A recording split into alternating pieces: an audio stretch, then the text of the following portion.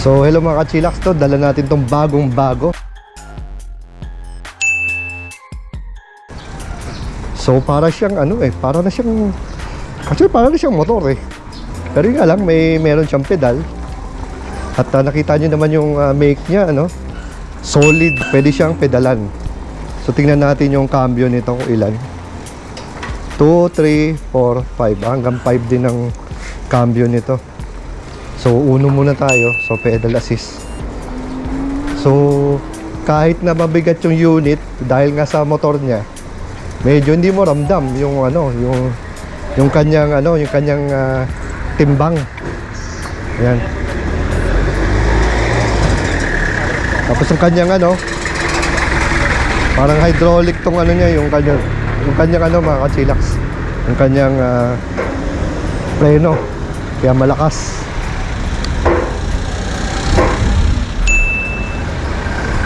So ito ay merong headlight saka signal light. Meron din yata itong preno. So yan. So lagay natin sa to. Bagong bago to Ano to? First here sa sa ating channel tong tong Minal, bagong bago to. At saka yung tires nito pang talaga, pangharabas eh. Ikot-ikot lang tayo dito para medyo safe. Lakas sa 2. Medyo hindi na ako umiiktad para magpedal. Ramdam mo na yung tulak nito. Yan, tulak nitong unit natin.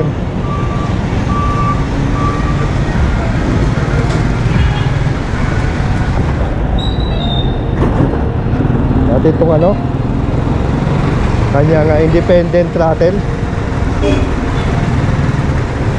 Busy road na doon eh, kaya dito lang tayo paikot-ikot para safe lang tayo. Papakita ko lang sa inyo. Ayan. Maganda to Maganda rin tong unit na to. Masarap dalhin. Ayan. Bilis din. Sige, hatawin ko lang to Full throttle 23.5. So yan. Medyo maluwag-luwag dito. Dito ko ihahataw. Yan. Lagay naman natin sa number 3. Independent throttle tayo. Yan. Okay Okay ito sa Minal 29 and 29 plus.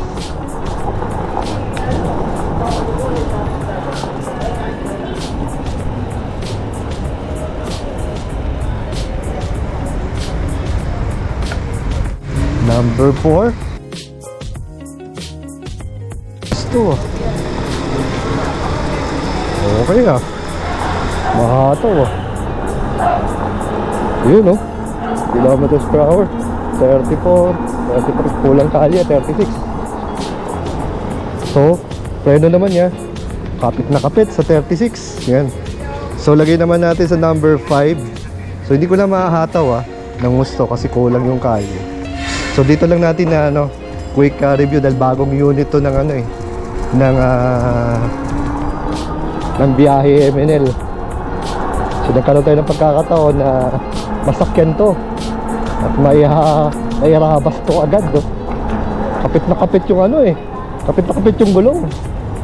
Yan. Kapit na kapit yung gulong mga ka-chillax.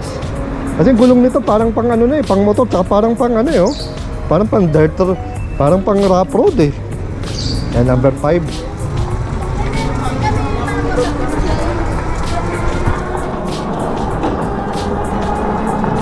Yan, hataw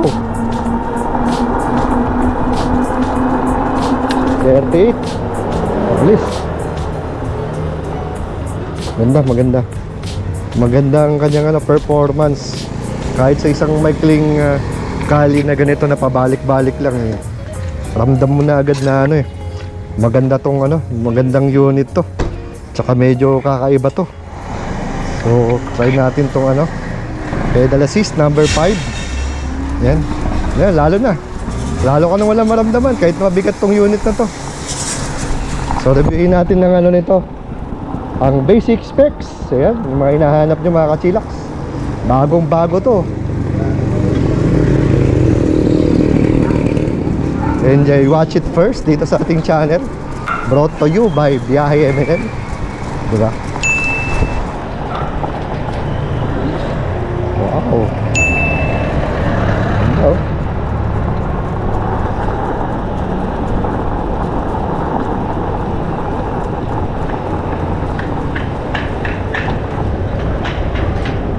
So ito mga ka-chillax, may bago tayong i-review at i-test ride lang ng saglit. Ito ang ito ang Minal X8. So dito tayo pumuesto, medyo malayo sa sa store kasi maraming doon maraming mga tunog. So baka tayo ma-CPR. So bibigay ko muna sa inyo mga basic specs nito. So itong Minal X8 natin na may 750 watts. Ayan ito yung kanyang motor, 750 watts to. Brushless gear hub. Ayan. Kita mo yung RD niya ay naka Shimano Tourney. Ayan Shimano Tourney.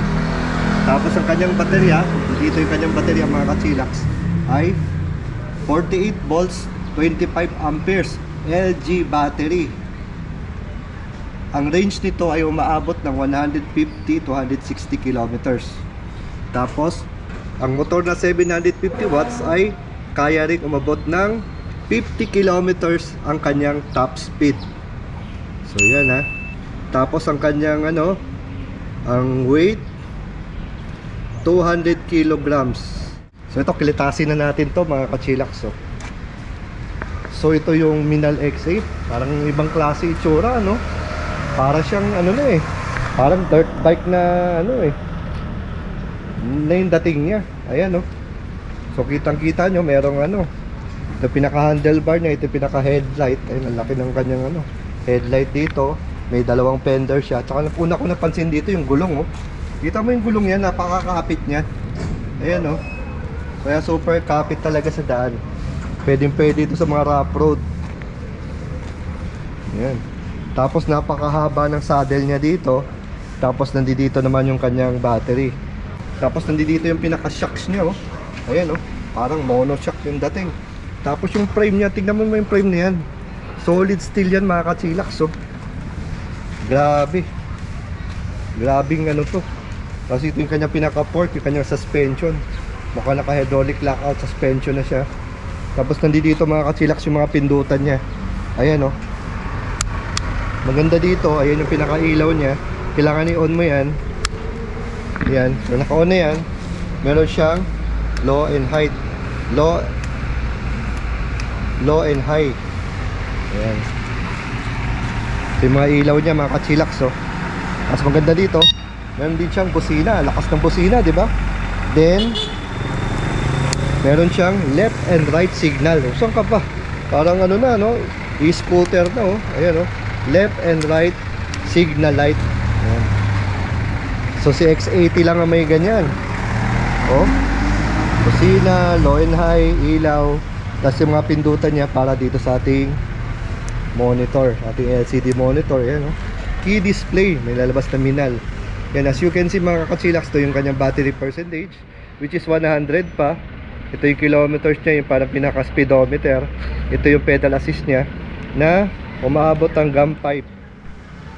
Yan, 1, 2, 3, 4, 5. Linaw strip meter niya 2.3, odometer 2 kilometers. So yan, ito yung trip, yung kung nakailang kilometers ka na sa trip mo, first trip, trip A, ganun. Ito yung pinaka throttle natin. Yan, throttle. Tapos yung gearing niya, yan, 1/7 Shimano Tourney. Tapos dito sa gitna, kita nyo naman nandiyan yung pinaka lalagyan niya. So dito namanga talaga ako dahil parang yung V-Moto tires parang pang motor na talaga yung niya gulong niya So ibig sabihin kahit high speed kayang-kaya na ng gulong nito. So ito yung e-riding, parang pinakalalagyan niya. Maganda dito pag gusto mo mag-modify, marami pa siyang space for modifications. Kung wala ka pa ilalagay dyan, pwede yan lalagyanan. Mga gamit, yan. Kitang-kita parang, hindi ko lang kung bronze ba to. Yan. Shocks, kanyang caliper, pinaka-preno. Mahaba-haba rin yung kanyang rear fender dito mga ka-chillax Ayan, Minal. Ito ang Minal natin mga ka-chillax. Minal X8. Isa pang ginusto ko dito sa ano, sa mga e-bike ay meron siyang preno. Ayan oh. Meron siyang brake light dito. Ayan oh. Brake light. Ganda ng brake light nyo. Medyo maganda ang design, no? Ayan. Kaya kung ako sa inyo, bisita na lang kayo sa ano, Biyahe MNL. Ma-test ride nyo to. Iba rin yung feeling nito kasi parang crossover na hindi maintindihan. Parang crossover ng isang motor na pang rough road at ng e-bike. Parang ganyan eh. Parang crossover yung dating niya. Pero meron tayong nakikita na parang ganitong forma, no? Pero ito medyo mahaba, malaki. Medyo malaking tingnan. Pero pag umupo ka, parang kang ano eh, yung medyo mababa yung kanyang upuan habang minamaneho mo siya. Parang mga ano, mga tipong parang NMAX yung dating. Kasi parang nakaangat ng konti handle mo. Tapos yung kanyang seat height dito medyo mababa. Tapos medyo usog ka nga lang. Medyo nakausog ka nga lang dito kasi nga medyo malawak yung distance dito nitong battery. Kaya usog ka nandito. Kaya medyo stretch yung ano, yung kamay mo habang minamaneho mo tong ano, itong Minal. Ito ay e-bike. Ito ay kahit ito ay parang mukhang motor, ay ito ay merong pedal. Ayan. Dahil ito ay e-bike pa rin na pedal assist. Kaya kahit na malobat ka, hindi ka mangangamba na ano, na hindi ka makakarating. At ang ganda ng ano ito, yung kanyang range, malayo ang mararating po. So yun mga kachilak, sana gusto niyo ating simple review nitong bagong e-bike ng Biyahe MNL. Ito ang Minal X8, no? Kaya ako sa inyo bisita naman, libre naman ng test ride eh. Tsaka para ma-feel nyo yung na-feel ko. Kakaiba talaga to. Oh, formang ano, parang pangsabak talaga sa ano, sa mga rough road, sa mga bundok. Ito ang ating Minal. So till here, this is Well Esquila. Ride safe and God bless.